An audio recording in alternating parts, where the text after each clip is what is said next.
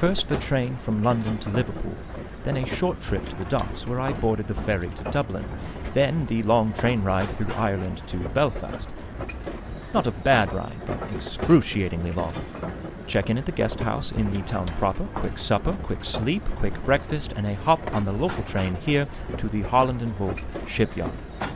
Fortunately, it was punctual. I was worried about being tardy for being 3 hours early. My darling Claire always said to me, "Robin, you better get out of the house right now and go be useful for someone." She always did lovingly encourage me to show up for work early and give my best effort.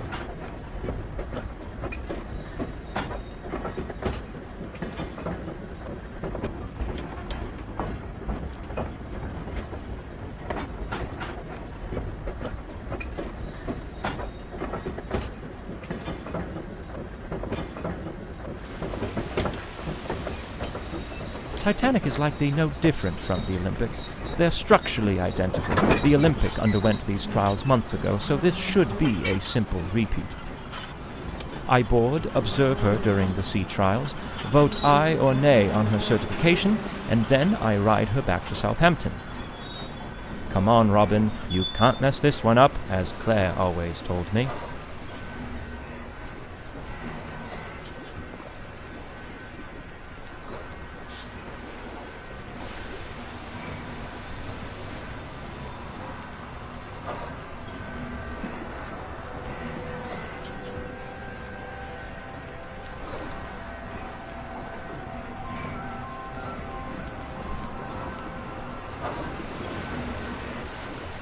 Let's look at the positive. The weather broke, and now I've been given the opportunity to board the Titanic advance of the trials. This gives me a bit of time to really admire the beauty of the ship before I have to scrutinize every last aspect of her functionality.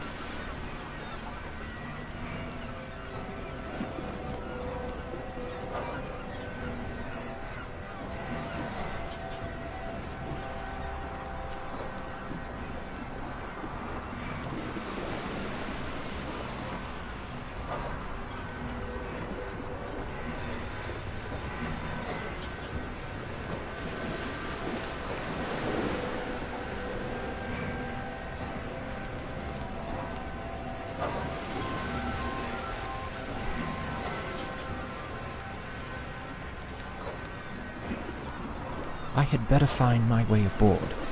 But I suppose there isn't reason for too much haste. No one else has even arrived yet, it seems. Plenty of time to explore, if I desire. I'm quite surprised by the amount of confidence the industry is placing into this ship.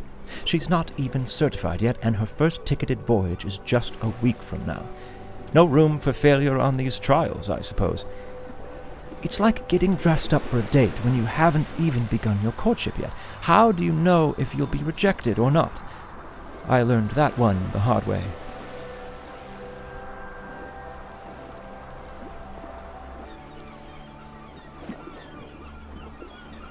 Belfast Lough is beautiful.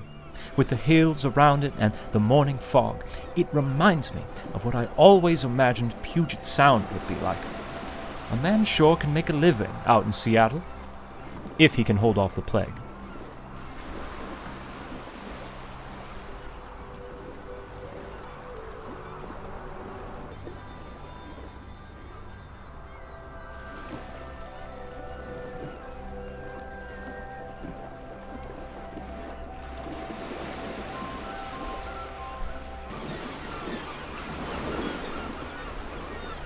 I see they're doing all they can to extend my travel time.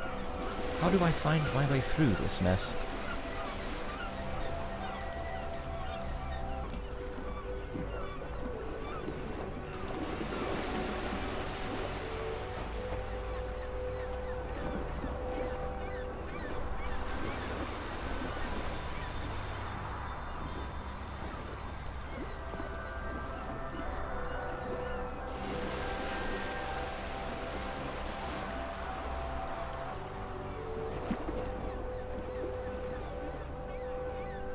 You just can't beat that train carriage arrangement.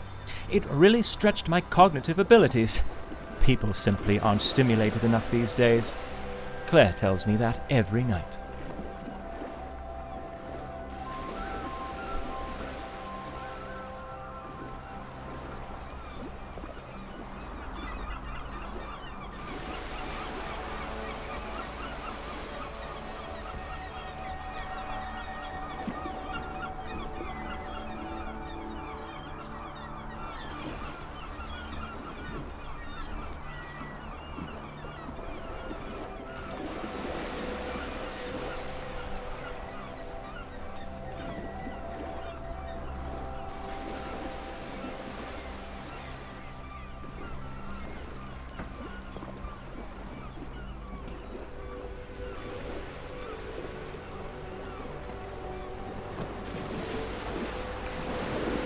Since the aft gangway is blocked, I'll board here through the first class.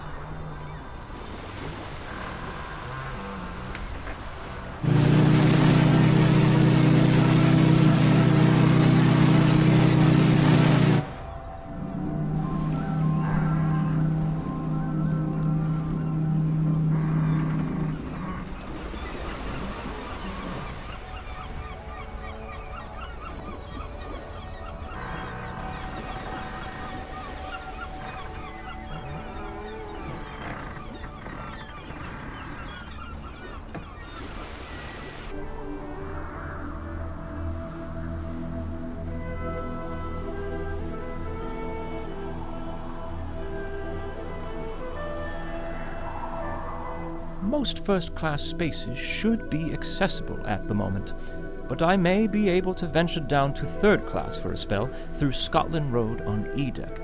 I believe I'm boarding before anyone else. Robin, right now you're the most handsome man on the Titanic.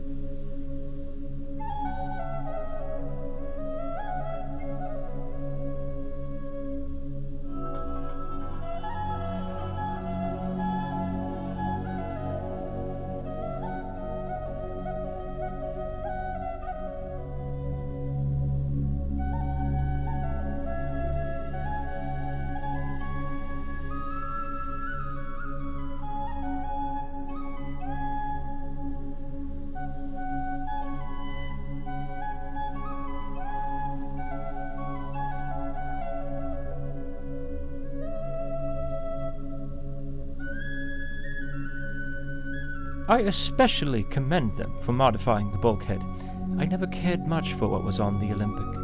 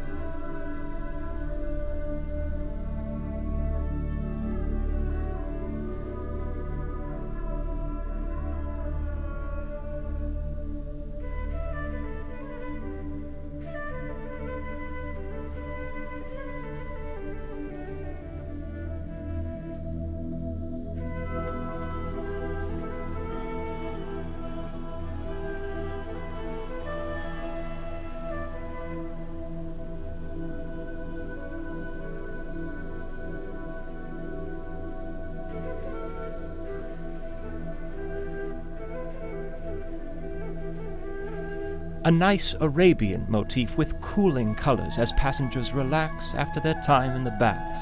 But what a poor state these workers left it in.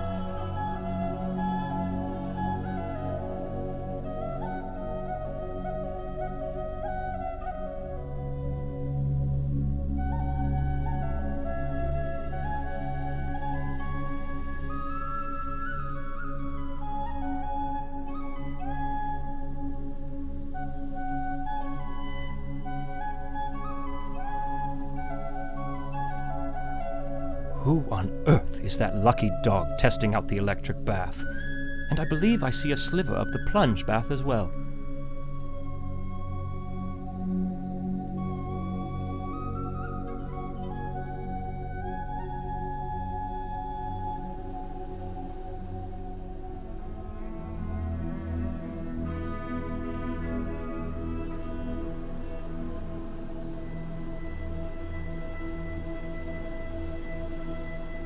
I'd hate to be quartered back here in such a cramped cubby, the walls bearing down on you like all the troubles, hopes, and deepest desires you dare not dwell upon.